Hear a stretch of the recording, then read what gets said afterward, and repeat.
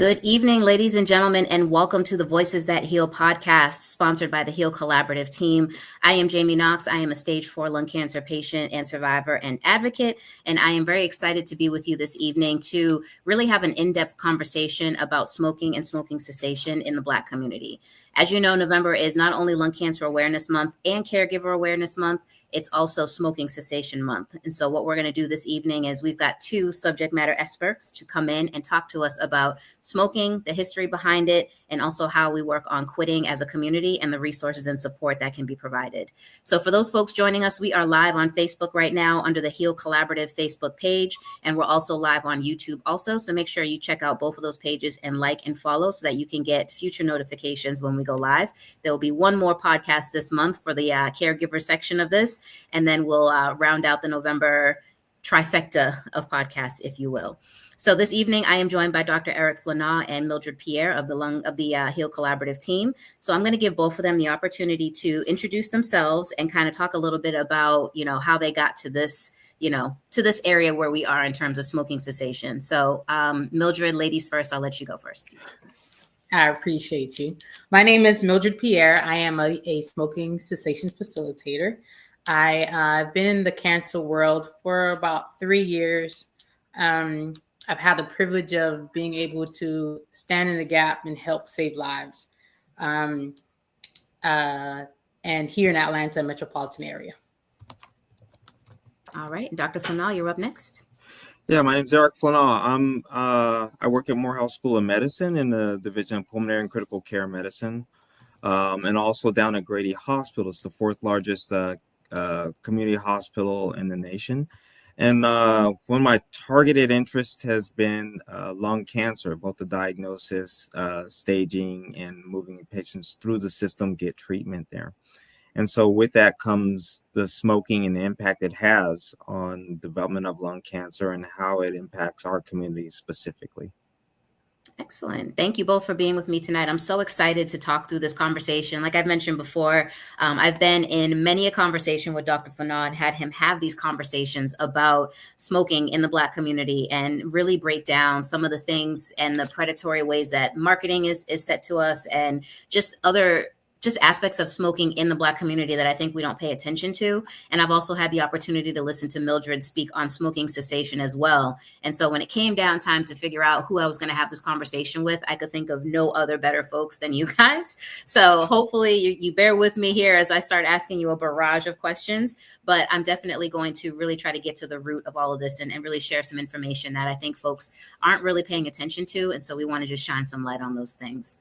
So to jump in, I want to talk a little bit about the history here. So, as we know, smoking has been around as long as we can remember. And at least in my case, as long as I can remember, I've always heard, if you smoke, you get lung cancer. If you smoke, you get lung cancer. So much so that, the thought is that if you don't smoke, you won't get lung cancer. And that's really half information and half truth. And I think that's sort of a mindset that a lot of us have out there in the world. It's why most folks ask, did you smoke? When you tell them that you have a lung cancer diagnosis, is because we always associate smoking with it. And so that's that stigma that's attached to it, unfortunately. But what I want to talk about a little bit is, can we talk through some of the history behind smoking? And I want to direct this directly at Dr. Flanaugh, because I've heard you talk about, how the Black community really took on to Black and mild and not necessarily cigarettes, and how when we ask people, what's your smoking history, even as they're sitting in a doctor's office, the first thing they say is, oh, I don't smoke, because they only smoke Black and milds, when in reality that the reality of that is a lot more different. So can you dive into that a little bit? Yeah, I can tell you. And it's really, when we think about the whole spectrum of smoking and we relate a lot of it to lung cancer, but we also have to keep in mind that other disease processes are linked to it in terms of stroke, in terms of heart disease, in terms of vascular disease. So it really does impact across the board, but it's especially important with African Americans. If we take Georgia in general, in the smoking rate in Georgia is about 12% of any tobacco product. But if you break it down specifically to Blacks in Georgia, then it jumps up to almost 20%, 19.9% or so. So it's about 1 in every 5 Black adults smoke. which is pretty significant. And the way this actually sort of bears down, we can get into some of the targeted marketing, but one of the biggest factors that leads to somebody smoking is, especially starting at younger ages, kids see their adults, their parents, their grandparents smoking. And that actually leads to a much higher rate of smoking in Black middle and high school students using any tobacco products. Across the board, all races in general, about 5% of up to between 5 and 12%, middle school 5%, high school 12% of all students use some sort of tobacco product. But when we get into Black specifically, it's about 3% higher. So, and a lot of this just comes from seeing what their parents do, or seeing what other adults do around them. You know, it's really hard to tell kids that they shouldn't smoke if they see the adults smoking around them. So that's one factor that comes into play. The other thing is, we know for years there's been very targeted marketing towards African Americans and smoking. This dates all the way back to the 70s, and even as of today, there's for every advertisement in a non-African American population, there's 10 towards the African American population. So this could be ads. This could be ads on the internet. This could be ads in magazines, whatever else. It's 10-to-1 ratio. So the companies know they really target African Americans. And one of the things that helped them was the use of menthol. Menthol, it's meant to sort of soothe that sensation, that irritation that comes from smoking, and makes it much more pleasant to smoke. And so that was really targeting African Americans to make it such a smooth start, smooth transition, and then the nicotine addiction set in, and then it continued on. And it is so prevalent, about 80.9% of Black Americans use menthol cigarettes compared to only 43% of others. So all of this targeting, all these marketings, all these other chemicals that are put in to make it much more pleasant were targeted specifically for African Americans to start the use of tobacco smoke, and start the use of tobacco and then have it continue on. And there's other stigmas that we kind of play down, and you mentioned a little bit. I've learned over the years, like when I'm talking with patients and I'm asking about their smoking history, it's not, I don't just ask, how much do you smoke when you start smoking? I have to ask, what do you smoke? Because I think we don't really understand some of the other products that people are smoking and how it impacts and compared to cigarettes. So, for example, a standard cigarette has about 8 milligrams of nicotine in it, and this is so tightly regulated by the FDA.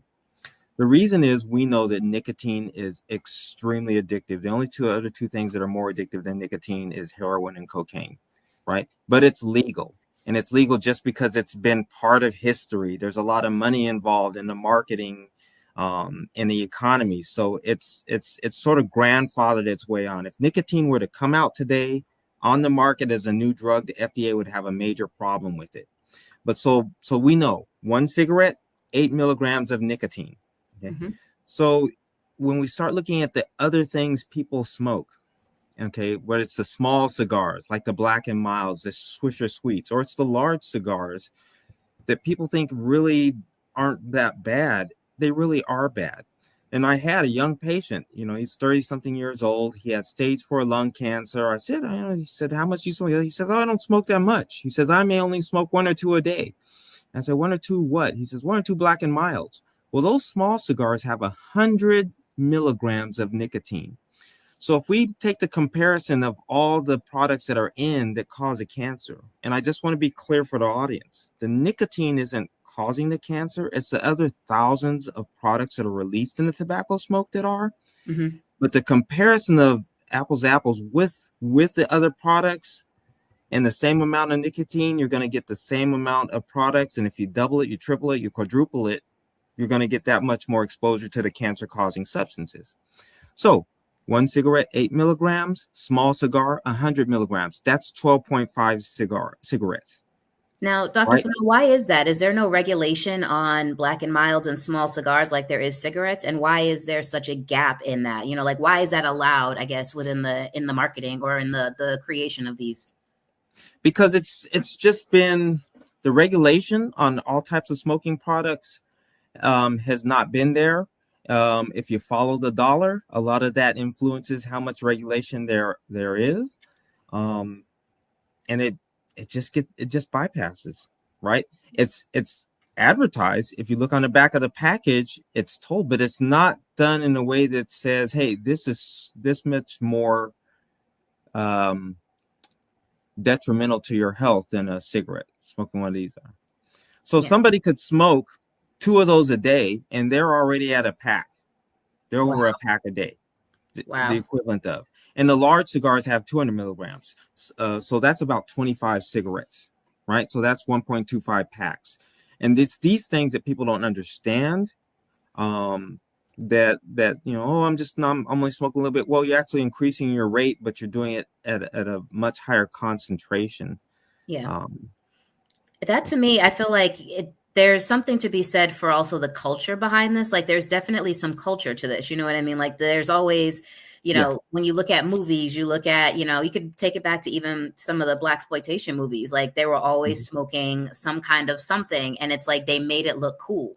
So They- when you break down what, like, I mean, even the menthol 100s, like for some reason, I always know menthol 100s. I don't even know what that is. You know what I mean? Like I don't know. I don't smoke. So it's like, I don't really know what that is like that, but I know menthol 100s. That's what you get when you go to the store because, you know, I don't know if that's supposed to be, can you talk about menthol 100s for a quick second and break down, like, is that supposed to be a light cigarette? Like, what is the deal with menthol 100s? I'm, the whole advertisement and how they're promoting it is just geared to make it seem like it's something cool, something unique, something um for example, you had the menthol 100. You had what was the camel, used to have the camel that was Mm-hmm. walking, just sort of a cartoon character, so it's not that bad. If you look at a lot of the advertisements that happen in the African American population, it was always very well dressed, well groomed, sort of the sophisticated, Mm-hmm. young people in outings, sort of social outings, and the cigarette just happens to be there, and it's just always promoting that this is the thing to do. This is the it's not that bad. It's a It's cultural downplayed number. it. And if you really want an example of that, just take the small cigars, take the black and mild, right? Just look at the name. That name is there for a reason, right? Yeah. Black and mild, and where it's advertising. And the Swisher sweets, sweet, mild, Mm, not that, but they forget to tell you exactly how deadly it is. right. That's definitely intentional. I didn't even think about that, the black and mild. So you're like, oh, it's mild, so it must be less, you know, and then Swisher sweet. So that's interesting. I Exactly. want to know. So I'm jumping around a little bit and I apologize, but and this is probably going to be a little bit towards Mildred as well. So when it comes time to quit, you know, you're smoking these black and milds, you're smoking all of these things, these menthol 100s, and it's time to quit. Now at this point, you're taking in so much more nicotine and so much more of this product than a regular cigarette smoker is. Does that make it harder for somebody to quit? Like, have we done any research or is there any statistics to support people that have smoked certain types of cigarettes or certain types of nicotine have a harder time quitting when it comes time for that? Oh, absolutely. And just like what Dr. Fanal said earlier, it depends at what age they started smoking or Mm-hmm. picking up that nicotine product. So age is a factor. The type of product is another factor too. What I found in my classes were folks that have been smoking 30, 40 years, 50 years, and you ask, how old are you when you started? 11, 12.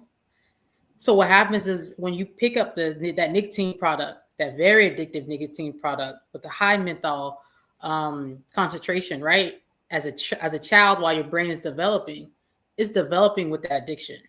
So you start as a cigarette usually, right? From a cigarette, Mhm. it progresses. Um, and so, yeah, it's a lot more difficult. The challenge is there. I always encourage students to include a nicotine therapy replacement product with their journey, not just therapy or coming to my class or having a therapist on board, having several different options included in the quit journey, not just the gum, not just the patch, but together. If you could do the gum and the patch or some lozenges, or even to get a prescription from your doctor. I am a big fan of Chantix. It used to be called Chantix. I'm sure it's called something different now. In conjunction with the patch and the gum, because that journey is not going to be easy, especially if you started as a child. A child to me is anybody under the age of 21. Started as a child, and now you're smoking, like Dr. Fanal said, 2 or 3 Black and Miles a day. That's about what, a pack or 2. By the end of the week, you're a heavy smoker. So yeah. That's intense when you think about it. And I know that there's folks chiming in the chat as well. You know, I know that there's something that can be said for like the I guess the routine around it. You know, I think that's when I talk to folks who have been trying to smoke, some of the hardest part, or trying to quit smoking, some of the hardest part for them is that routine. Like they get up in the morning, they have coffee and a cigarette, you know, or they take a break at work, they have a cigarette. If they do, you know, X, Y, and Z, they have to have a cigarette afterwards. So what is it about, you know, the addiction and the pattern that makes it so difficult? I mean, I feel like if you're combating the addiction, is there something to be said for combating the pattern too? Like, what kind of suggestions do you give for folks trying to quit and like fix that pattern of use? Oh, that's a great question. You got to break that pattern. If you're someone that is used to routine, you got to completely come out of that. I mean, even down to you cleaning it down your house. Yeah. If you're used to smoking in your home and you haven't cleaned, and I mean a deep clean, get rid of the curtains, deep clean your carpet. We're talking about third-hand smoke at this point. Do something completely different. If you have never picked up a hobby, now you're volunteering your services at the library. You can't smoke inside the library, right? Encouraging folks to go into gardening. I don't even know what my backyard looked like. Now it's time to go in your backyard. I've never volunteered at the local shelter. You're going to find some friends over there. And I am a mean teacher. I like to challenge my students. I like to go above and beyond the norm, which sometimes get me in trouble. But I like to cater the class to the student, because every student has a different journey. Every student has a different story, but every student needs that push that's different from the next.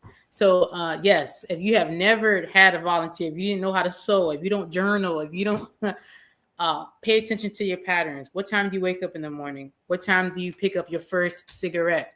What time do you have your first coffee? Do you smoke coffee? Do you have coffee and cigarette? I encourage folks to stop drinking coffee. Girl, you gonna start a riot in here. Stop drinking coffee. Best friends, let me tell you, it goes hand in hand. That and alcohol also. Mm-hmm. It's a complete detox. We're not going to do any of that anymore. So it's hard because you're dealing with many different lifestyle changes, right? Yeah. And then you have to, many of my students deal with depression because they've used to that 20-year routine. They're used to that 15-year routine. It's like, I can't do it. It's hard. I don't know how to stop. This is all I know, but you coach them through it. But this is where, like I said, those nicotine replacement products come into play. Have to encourage them that, yes, some people do quit on their own, very rare, but to have that extra support is where we're going to find success. So change your routine, coming out of your comfort zone, cry. We're going to bury that, no. And I encourage my students to look at it as a horrible relationship.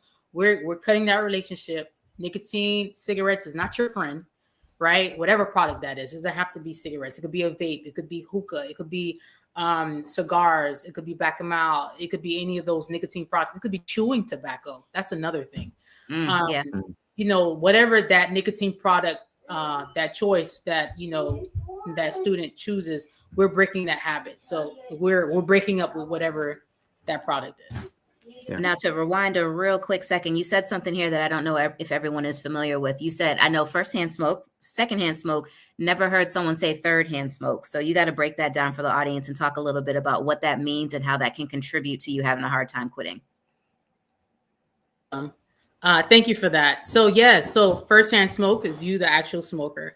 Third hand smoke is you sitting next to the person that's smoking, or you around that person that's smoking. Third hand smoke is everything else that the smoke gets into. Your clothes, when you're in your car, the cushions of your car, or the carpet of your car, or the curtains. Like I said, the carpet. A lot of people don't realize, someone could smoke in their house, and it even gets in the walls, the sheetrock of the wall, the drywall, the paint in the wall. And you could take a clean white cloth and wipe that down, and you look at all the gunk. Mm-hmm. You're inhaling all of that. That's third hand smoke. It gets in the carpet, it gets in the clothes. It is very disturbing how we can still get sick. Asthma, right? Respiratory issues come from that. Bronchial issues come from that.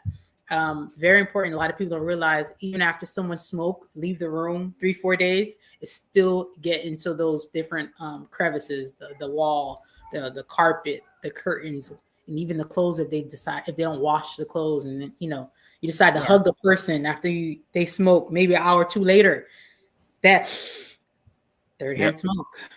Absolutely. Yeah. I'm like, oh, she's going to have to break that one down, because I don't think people realize what she just said. She just said a word, y'all. She just said a word. So let's bring it back real quick to the marketing, because one of the things I remember even as a kid was Ebony magazine, Essence magazine. Every other page, the back cover of every magazine was always, I think it was a Newport. I feel like it was a Newport ad.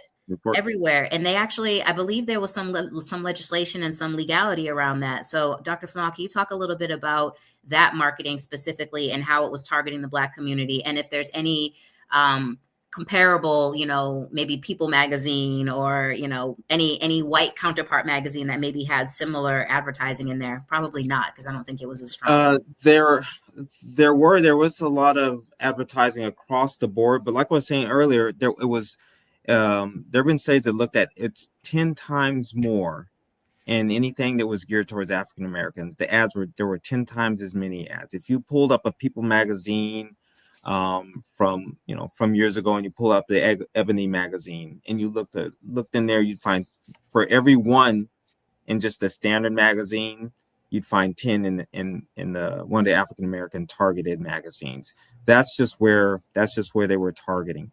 And even now, now that some of the advertising has sort of pulled back with smoking cigarettes specifically, you start looking now that people have moved on to sort of the vaping, and the marketing with vaping. And there's whole journals, there's whole articles that the companies have, manuals of how to target. And they target the young population. They target African Americans. It's always someone joyful, playing around, group of friends, vaping with this. And since it's not as bad, it's fun. It's strawberry flavored. Yes, the flavors specifically. Yeah. And going back to what Ms. was saying earlier, that you have the developing brain, and most people's brains, they're developing from childhood until they're about 25. And to throw something that's highly addictive into a brain that's developing imprints that addiction, right? It imprints in the brain that it becomes part of the growth. It becomes a necessary part of it. And that's why it's harder for somebody who started smoking in middle school, in high school, through college, all the way up to 25 to quit, versus somebody that may have started when they're 40 and, okay, I like this, I don't like this, and it's a little bit easier for them to quit. And then there is the social aspect. That's the hardest. That's one of the hardest parts that you have to break. And I think what we've seen recently are the hookah bars. Yeah. Right. And they pop up all through, different areas. You can see them, different populations. It's just sort of the trendy thing to do. I actually think it's kind of gross. You go in, you pay for a 1 hour session. They bring this pot of stuff and they vaporize, the smoke, the tobacco smoke, and it lasts for about an hour. And each person in one of those gets about 200 puffs per session. plus you have all of the secondhand smoke and the third hand smoke that's in the same room, and they're passing one thing around that's going in different people's mouths. And I tell people, when somebody hands me a soda or a milkshake and they've used the same straw, I'm still looking at it sideways. I don't know how they're handing this thing around and they're inhaling and somebody's breath's been on it and now you're doing all this thing.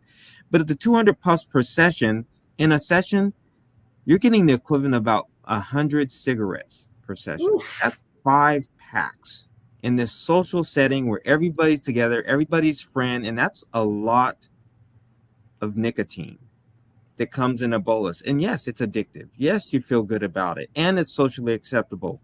And it's those little things that you keep coming back to that are hard to break, right? It's sort of this positive reinforcement in this young mind that's developing, that's already addicted to nicotine. And that's one of the challenges we have to break. But the best way to start getting people to understand this and to stop is to educate them and know exactly what they're doing to their bodies. Yeah, I mean, I try to tell my friends all the time, like, you know how many cigarettes are in that? It's like they don't care. It's so crazy. I'm like, listen, if your friend having lung cancer as a non-smoker doesn't scare you into not smoking anything, go ahead, live your life. Like, go ahead, do your thing. By all means, like, live your life, because obviously nothing aside from a scare yourself is going to stop you. I had a student ask me that. A college student asked me that a couple of weeks ago. She was like, "What? How?" Basically, she wants to be socially accepted. And I said, well, consider tobacco-less hookah. She was like, what? I said, but you can't share it with no one. It's just you. I said, but think about it. Do you want tuberculosis? Do you want to catch COVID? Do you want to catch the flu? So whenever you inhaling whatever everyone else is inhaling, whatever's in their respiratory is coming out. It's getting in that water. So you sharing that liquid, whatever history that's in their lungs, it's now deposited in that liquid, and now you're sharing the same respiratory history as everyone else that's inhaling. And so she was like, what? Oh my God, I didn't know you get tuberculosis. I said, oh yeah. Oh, yeah, a lot more than tuberculosis from sharing that kind of stuff. Right. But you know, she's very young. I don't even think she knew what TB was, but I brought it to home and I said, well, COVID, you know, you can still get other respiratory issues. So lung cancer is one thing, but there's a plethora of other things that we don't even talk about. Right. That, you know. And I think the part that's so disturbing to me is like to walk down the street now. Like I feel like it might be just me being naive, but I feel like maybe we made some progress. And I think we're rolling it back at this point, because it's like you walk down the street now and every other street corner is a vape shop here and, you know, a cigar stop here. Like every corner now has some kind of, you know, cannabis dispensary or, you know, like just all kinds of smoking things popping back up again. So it's like all the progress that we've made, we're kind of seeing getting undone a little bit because of the legislation behind it. But there is a question in the chat here I want to address. So Shayla chimes in and says she saw that underage teens have been able to purchase e-cigarettes online. Do you know how this is being addressed? It's a very good question. I didn't know that was a possibility. I don't know how that. I don't know how that's being policed. So the challenges with and it's not just e-cigarettes, it's any tobacco products. There's still you know, I have kids in high school and they'll tell us, oh yeah, so some people go buy their tobacco products from this gas station over here and or this little corner market over here. The challenge with that, and I know in the state of Georgia, is selling to somebody under the age of any tobacco product. I think the fine is $250. Is what it is. It can go up to $500. That's what the fine is if they get caught. That's not enough. Right. No, it's not enough to deter, and actually it just kind of, you know, it just perpetuates the problem. And then so that's the likelihood of them getting caught, which means, you know, there has to be law enforcement which sees it or they get reported and it's verified, and then the citation comes, right, which is going to be very rare instance, okay, because, you know, police is sitting out front of and see someone, they're not going to sell if they're sitting out there, so it's not going to happen. And if they do get caught, they got to think about how many people they actually were able to sell to successfully, and would that risk of getting caught and paying that $250 fine be outweighed by the number of people they actually do sell the products to and make money off of. And I think it's going to be even harder policing something on the internet, and that's where we have a problem there. The fines are not there. being able to regulate it and find where it's happening is just going to be too much of a challenge. So it's just sliding under the radar there. Yeah, and it's like the big tobacco industry is winning the battle, unfortunately, because before it was like, okay, it's magazines, it's billboards, it's TV and radio. We can just tell you can't advertise there, and now you're limited as to what you can do. Now it's like the possibilities are endless at this point, and the fines don't, they don't deter the behavior. So it's very scary because it doesn't feel like we're bringing our best swords to the fight, if you will. You know what I mean? Like we're not combating this in a way that's really effective. It's kind of. It's sad. And my suspicion is it's a little bit deeper. I have I have my conspiracy theories on some. Let's hear them. Let's hear the theories, Dr. Flanell. Let's hear it. Okay, so I'm gonna run you through. Here in Georgia, I mean, you have the fines and we get all of that, and then what they've done to try to slow down tobacco use is they put taxes on cigarettes. Some of the tobacco products are not taxed as heavily. It's just packs of cigarettes and cigars, but there's taxes. So in a year, the tax for Georgia, the tax revenue that comes off of the sale of tobacco products is about $423 million. Okay. The amount of money that the state puts in for tobacco control programs is $2 million. Right, yeah. So you basically have $421 million worth of tax money being used for something else than preventing or controlling tobacco products. Ooh, that's a rabbit hole right there. Yeah, follow the dollar. And a lot of this goes into roads and buildings and whatever else. So when you think about you have that much revenue that comes in that's being used to finance other things in the state, how hard are they really going to push through and try to enforce cessation when there's a good amount of revenue coming in off the sale of tobacco products? There's no desire to do that. They're not going to cut their paycheck. That's their money right there. Yeah. You'd have to come up with that revenue somewhere else to help out with that. And even with respect to some of the, a lot of that doesn't go into health problems. Healthcare costs related to smoking in the state of Georgia in 1 year is close to $3 billion. And this is caring for tobacco-related cancers, tobacco-related heart disease, strokes, whatever else. We end up paying healthcare costs close to $3 billion. But only a fraction of that money coming off of tobacco state taxes goes towards even helping out the healthcare system. So you would think if you took a larger chunk of that and you put that into, cessation programs, into getting back to healthcare, you might be able to have a stronger approach. But you got to think if people stop smoking, they don't have that tax revenue there. And I think that's where the conflict of interest is. So Ruby checks in the chat and asked if this is from the tobacco tax settlement, part of that law. So in terms of the money that's coming in. The tobacco lawsuit that came, is that the big $1 billion one? I think so. Yeah. Right. Yeah. So no, this is just yearly taxes. These are taxes off of the sale of a pack of cigarettes, the taxes off of that.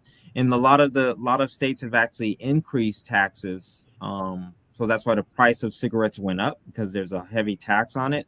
But even that money coming in is still being used for other purposes.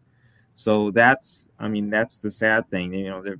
People continue to smoke, they get more money off of it, but you don't see an effort to stop them from smoking because you're getting a fair amount of revenue coming off of it. Now, the tobacco settlement that happened, in the late 90s or so, they gave billions and billions of dollars. I'm happy that Georgia, the governor at that time, actually took that state money and put it back into the healthcare system to help build,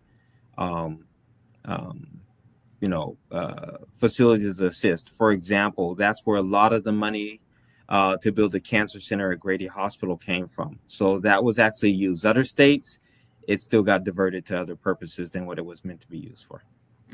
She checks back in and says, no, she means the amount that the state does give for cessation, the $2 million. Does that come from the tax settlement or part of the law or something?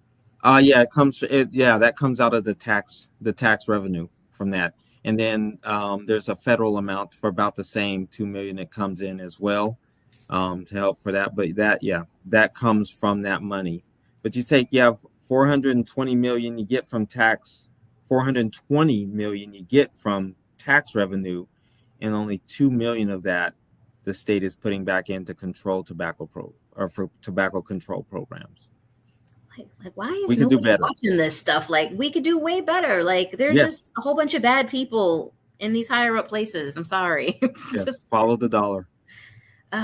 I mean, I've done that. I've gone down that rabbit hole in terms of like looking at my own cancer diagnosis. Like, you know, it costs so much money to keep me alive, but they make so much money on keeping me in this state instead of they make more money keeping me sick than curing me, put it that way. So it's like the part of me that wants to be like, oh, there's going to be a cure someday is like constantly stomped out by the part of me that's like, they're making billions of dollars off you, girl. They're not looking at curing you at all. You don't make them any money as a healthy person.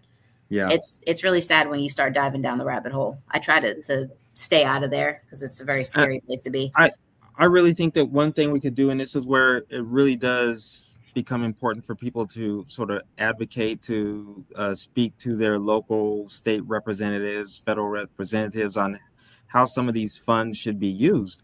I mean, a low-hanging fruit would be to take a significant amount of that money, whether it's $10 million, put it back in to targeting middle school and high school students from starting. Yeah. That could make a really big impact. We know that the smoking cessation programs are great and they help people who have already started move towards quitting smoking. But there's also a point where we have to start looking at prevention, and we have to start educating our younger population, and we'll get prevention because, once those middle school students start, and you're talking about 5% on average, it's between 4 point something and 5 point something percent, which actually in middle school, the girls are smoking more than boys. Okay. And they go from 5% to by high school where they're using tobacco products at close to 18% of them are using. That's where we need to start focus. You stop them from starting at a young age, and that'll prevent them from continuing on till they get older age and develop a lot of problems related. You know what's interesting? Oh, go ahead, Mildred. No, sorry about that. I completely agree with Dr. Fanal. I don't know if you guys remember. Well, I remember this in elementary. I think I was in like the second grade, the DARE program. DARE. Dare to keep kids off drugs. Drugs come out. They used to have, oh my God, it was embedded in your head. Drugs are bad. Drugs are bad. Drugs are bad. And that saved a good amount. That saved a generation, I have to admit. But it started, I was in the second grade and I remember that. And like Dr. Fanal said, starting in elementary school, get that education in their head. That way, if you see grandma or you see your parents smoking, that's bad. You might even convict them with a conversation in second grade, like, Dad, I saw on TV smoking is bad. You shouldn't be smoking that. But starting at a very young age, I believe that's a very wise place to start. I remember as a kid, my mom and my dad would probably kill me for telling the story, but remember as a kid, I think my parents smoked a little bit when I was younger, but I remember that at one point, I think I like broke their cigarettes in half and threw them in the toilet, and they were pissed off. They were real mad at me, but I was like, that was my way of advocating at such a young, early age. A young Jams was still out here in these streets making changes. But yeah, I remember the DARE program. I do. I 100% do. But I also feel like the DARE program was impactful, but I don't think that people consider smoking cigarettes and stuff like that to be drugs. Like, I don't think they look at, like, I think there's a very big difference between cocaine, heroin, drugs like that, and cigarette smoke. And I think that a lot of folks would think the same way, that like, yeah, they don't consider cigarettes and stuff like that to be in that drug category, So I think there needs to be, my thought process is always go where the kids are. Kids are on social media. You have all these celebrities, Taylor Swift, Beyonce, all these people with these crazy fan bases that one word from Taylor Swift saying, hey, smoking is not cool. Vaping is terrible. You guys shouldn't do that. I guarantee you the numbers will drop. If people with these platforms, these celebrities actually got on a platform and said something like that and said, hey guys, I'm not doing that. Like, smoking is terrible. What are you even doing with that? Guarantee you kids would stop. Kids would not start. Like, that's the thing. Like, and that was one of the programs I feel like that they ran on when we were younger, is like they had celebrities that were talking about how bad smoking is and stuff like that. And it was impactful because you have to meet the people where they are, you know, like that's how it works. Yeah, and I agree with that. And I also think we have to look as a community, we have to look at what we find acceptable and not acceptable, not just with the individuals, but also the companies. For example, I going from work, different areas. That one of the lower socioeconomic communities are there, and I sometimes don't have a lot of gas. I stop at the gas station right there, and walking in the gas station, I don't see very many warnings about we sell tobacco products that can cause cancer. It's addictive, whatever else. You walk in there, and there's just this nice elaborate display of all the different products you can have. Mm-hmm. And then I drive about 5 miles up the road to, a higher socioeconomic gas station. I don't want to say any names online. You go in there, and before I even walk in, we sell tobacco products, and they are addictive. Tobacco products have been noted to cause cancer. And you see like 4 of them on. I wanted to take a picture one day of one store versus the other. And a lot of we allow this in our community. But at some point, even some of the community leaders need to step up and say, hey, look, why are we allowing this store, somebody to make money off of selling poison to us, to our family members? It's accepted. And a lot of times it's accepted and we don't see it as drugs or bad habit because it's legal. But the reality is it's bad for you still. Yeah.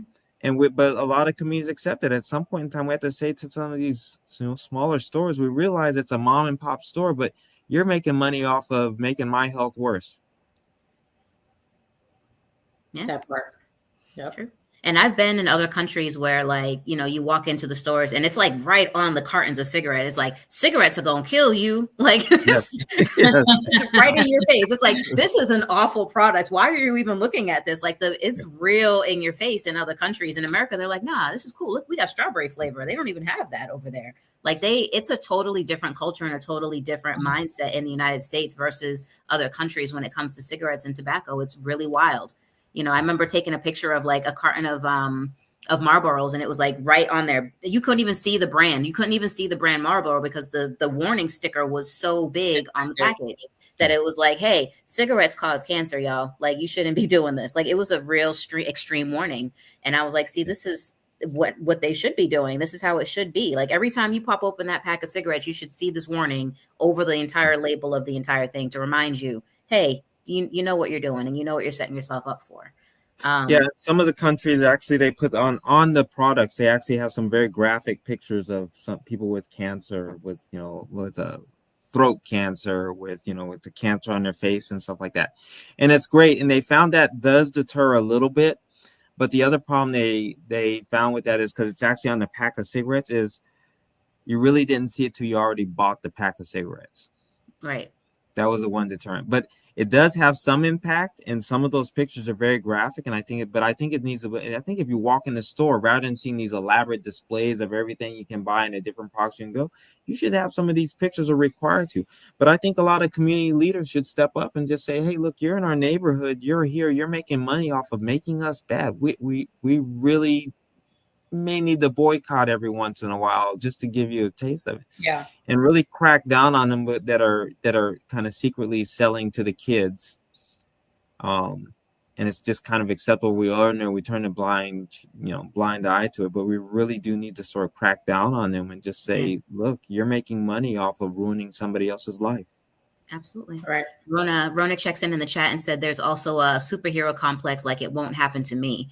And I agree with you on that, Rona, but I also know, like, you and me and Ruby and everybody else in the group and in the lung cancer community, we all share our story to help fix that. Like, yeah, no, it could be you too, because it was us unexpectedly. Mm-hmm. So I think we're already making steps towards getting rid of that superhero complex and that thought process that, like, no, that's y'all, that's not me. No, it could happen to anybody. And I think the more us that share our story and tell folks, like, hey, this happened to me without smoking. So what are you doing? Like, that kind of stuff lets people know, like, oh, okay, wait, hold on. There's more to this than that.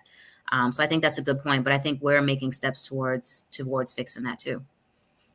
That's good.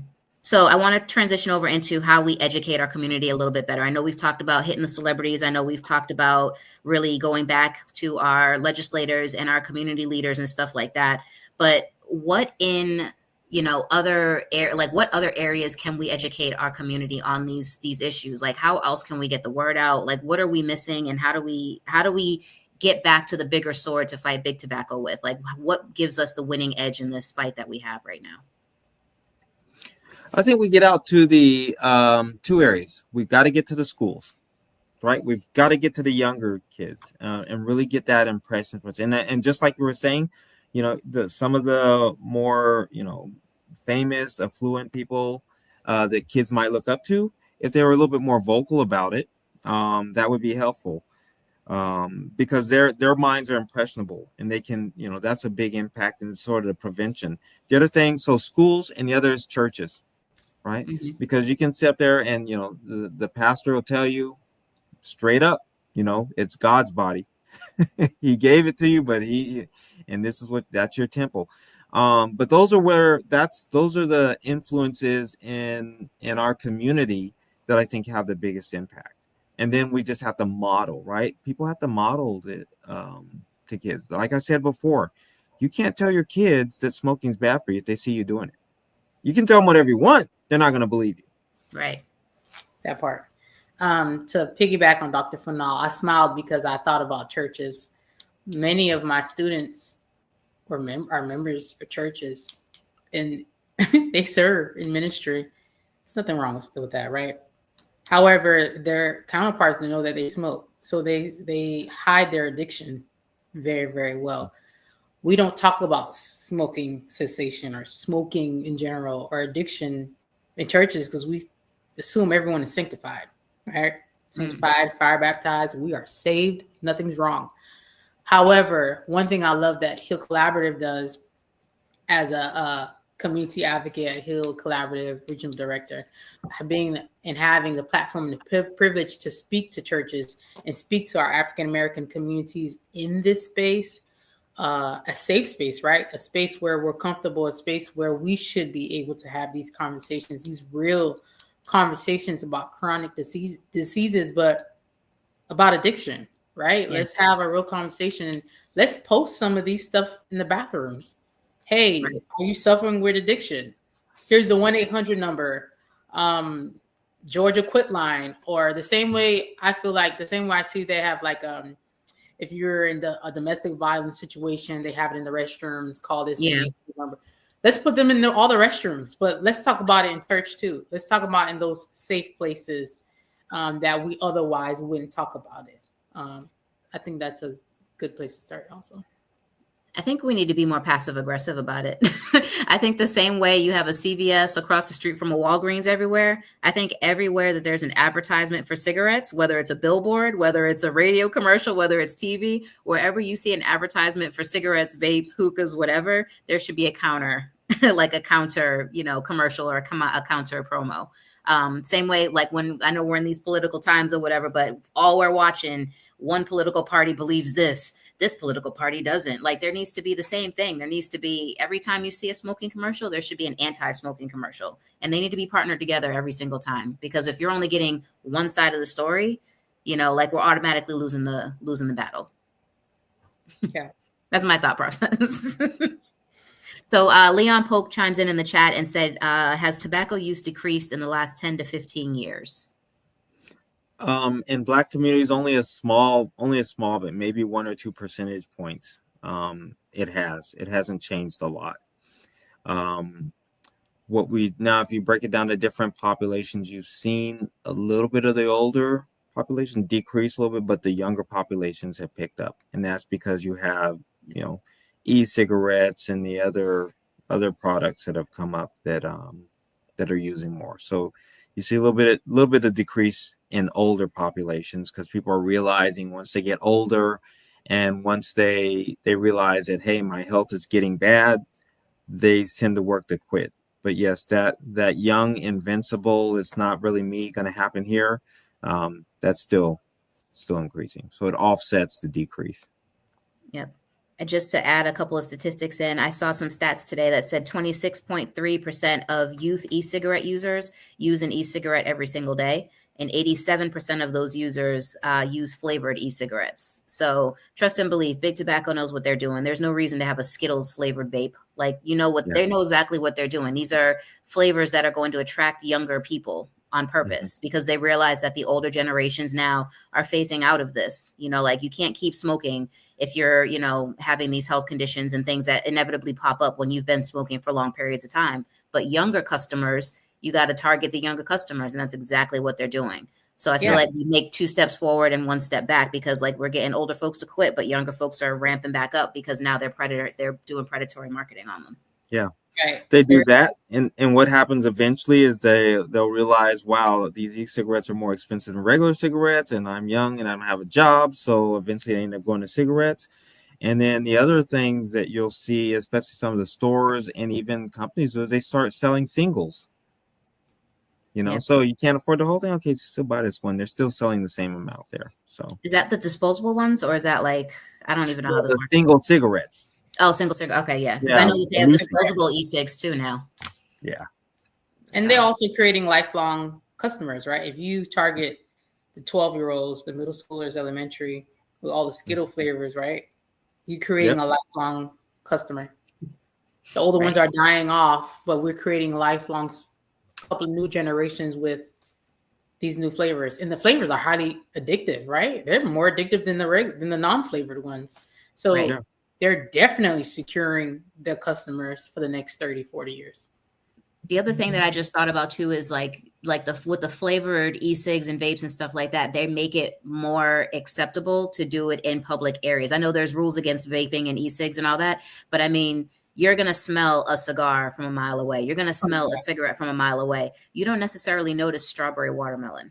You're not going to pay attention to Skittles flavor smell. You're not going to pay attention to orange or grape flavor. You know what I mean? So having scented or flavored types of smells just makes it easier to sneak it in public areas. You know, it's not going to be so telling that someone's smoking if it's a smell like that. That could be somebody's perfume or, you know, Bath and Body Works or whatever. So yeah, they know what they're doing.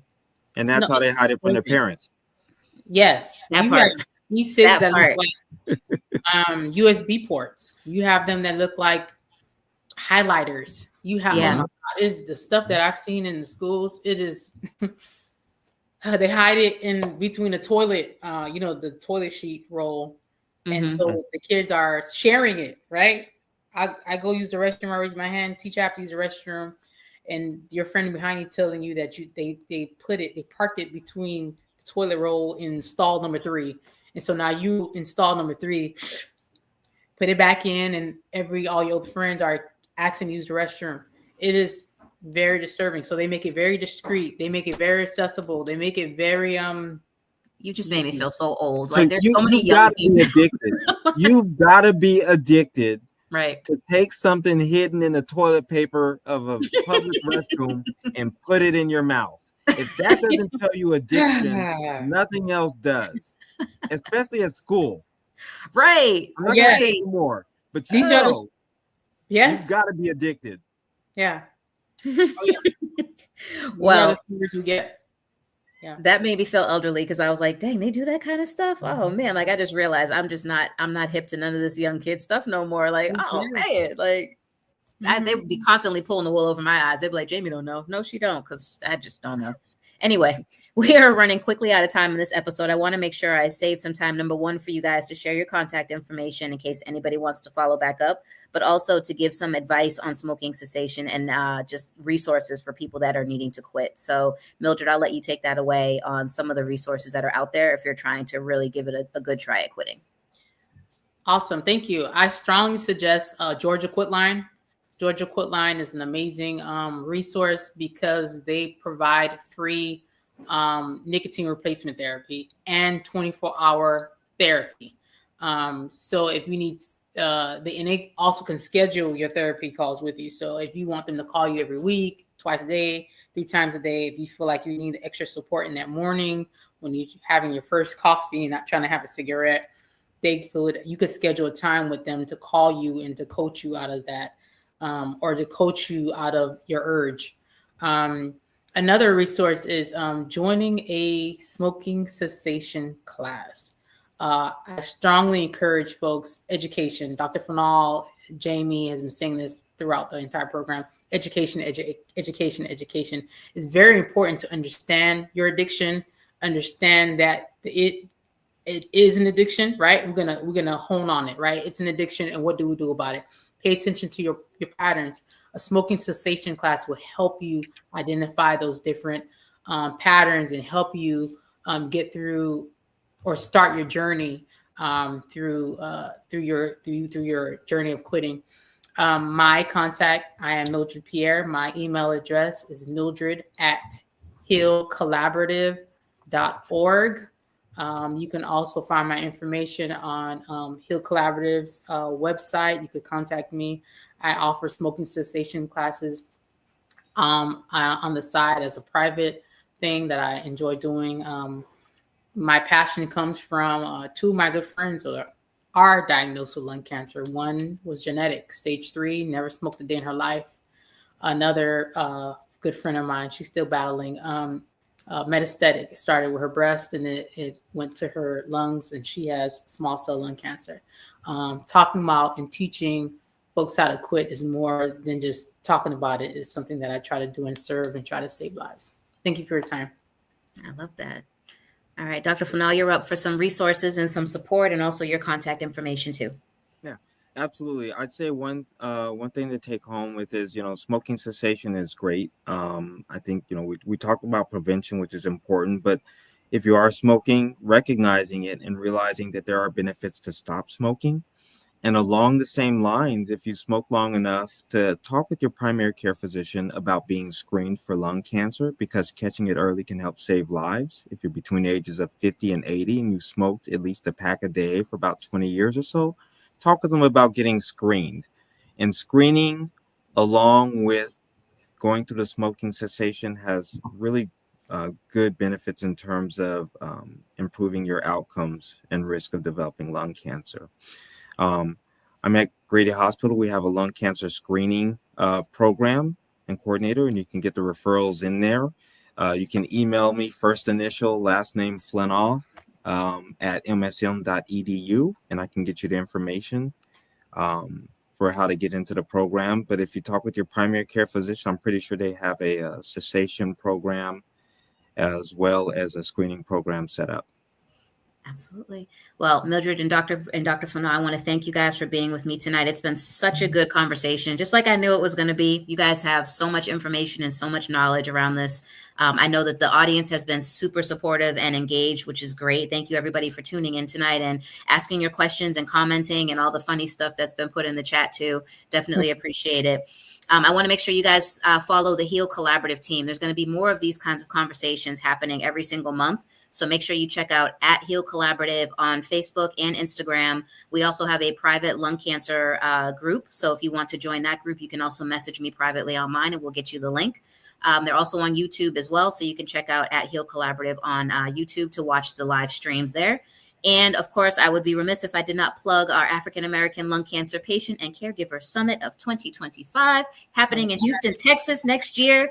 Make sure you keep it locked to the Heal team so that you can get all the information as it develops for that summit. If you missed it this year, you definitely don't want to miss it next year. It was amazing and absolutely needed in the community. So make sure you keep it locked there.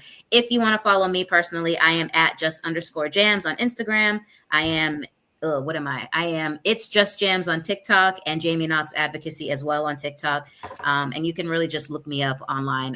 My name pops up for all kinds of advocacy that I've done. So you can connect with me, ask me questions. Definitely appreciate everybody's time and attention this evening.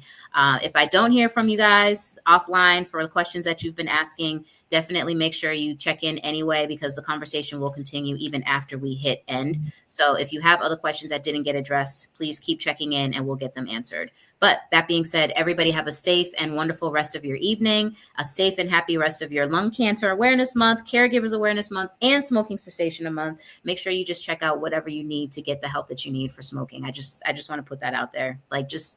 It's time to stop it. We're done with it now at this point. Don't let big tobacco win. We've come so far to have to take all these steps backwards. Please take care of yourself and those around you and get the help that you need. All right, everybody have a good rest of your night, and we'll see you next time. Thank you.